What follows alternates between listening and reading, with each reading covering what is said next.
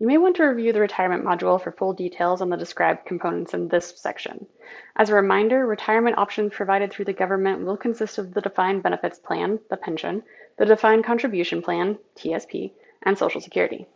Reserve and National Guard members can utilize TSP as a valuable tool to save for retirement, which offers the tax advantages, government contributions as part of it, and a range of investment options. National Guard and Reserve members can only make contributions to their TSP, like their active duty counterparts, through their paychecks.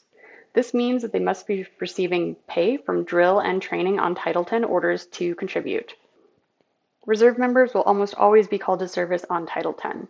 The Guard usually is called to order under Title 32 and occasionally under Title 10. When a Guardsman can contribute to TSP can be quite confusing for them. They can only contribute to TSP when they are called to order under Title 10. You can help them understand that their call to service is what defines their eligibility to contribute. Once contributed to, the account remains active with their balance as they cycle on and off activation. How they contribute during this on and off cycle will differ by branch. Members only receive matching contributions from the government to TSP in the blended retirement system. As a review, essentially, if the member contributes 5%, they will get a 5% match. While the contributions to TSP are valuable, they can only periodically contribute. Despite the ability to contribute up to 100% of bonuses, it is unlikely that TSP will function as their main retirement savings vehicle. As third-decade participants, opening and funding a Roth IRA is required to receive the matching funds. The Roth IRA still remains a beneficial vehicle for most. In cases where combined income is above IRS limits or the family is filing separately due to student loans, setting up a traditional IRA may be the path, especially if they do not have a civilian employer plan available. Review their goals and help them understand the best vehicles for their journey. In addition to supplemental income and an opportunity to serve the country, those in National Guard and Reserve components may be seeking creditable service for their defined benefit portion of their retirement plan. Members must serve a minimum of 20 creditable service years in order to be eligible for pension benefits.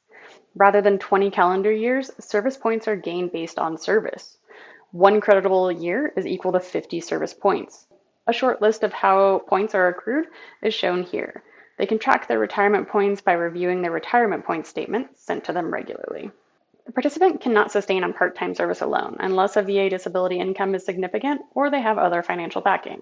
Therefore, it's highly likely they will have a civilian job. To protect the civilian position for the member while they are activated, a law governed at the state and federal levels provide multiple protections, with prompt reemployment being key. This law is informally known as military leave. Formally, it is the Uniformed Services Employment and Reemployment Rights Act. In addition to reemployment rights, meaning that they have the right to be reemployed if they leave to perform uniformed service, it also states that the member must be promptly reemployed to the position they would have attained had they not been absent, with the same seniority, status, and pay, as well as other rights and benefits determined by their seniority. The amount of time it takes to reinstate will depend on the amount of leave utilized. It could take anywhere from the next day to 90 days later. During service, if they are receiving premium pay for a civilian position, they may be downgraded to a position without premium pay, but will be upgraded upon return. This is dependent on their job responsibilities, employer, and state.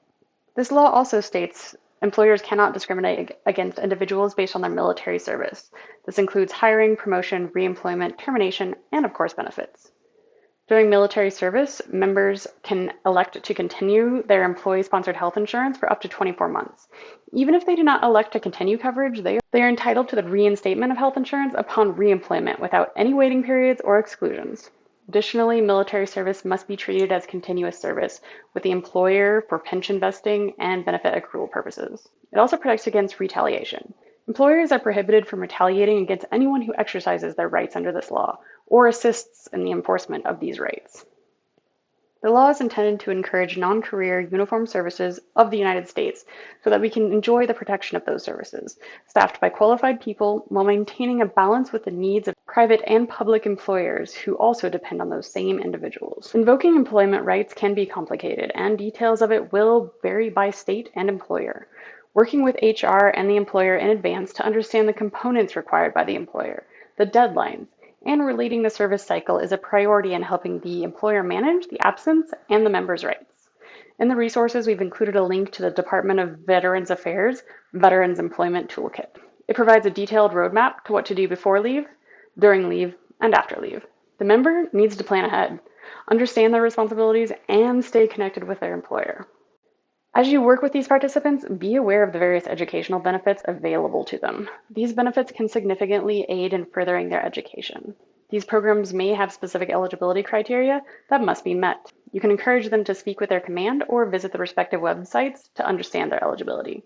You can review the Education Benefits module for details on these programs. Understanding and utilizing these benefits can greatly support the educational goals of these members. Activation can have several effects on their student loan repayment as well. Here are some key points to consider. They may be eligible for military deferment or forbearance, which allows them to temporarily postpone or reduce their student loan payments.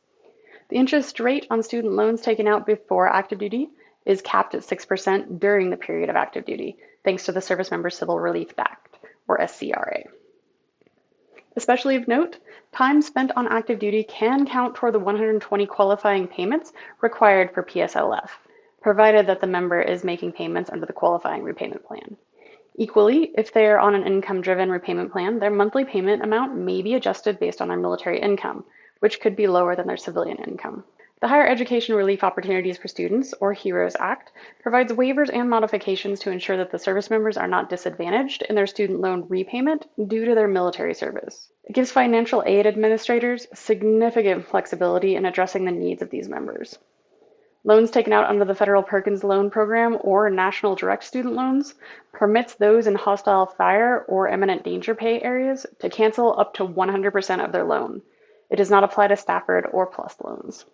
It's important for service members to communicate with their loan servicers and explore all available options to manage their student loans effectively, both during and after their activation.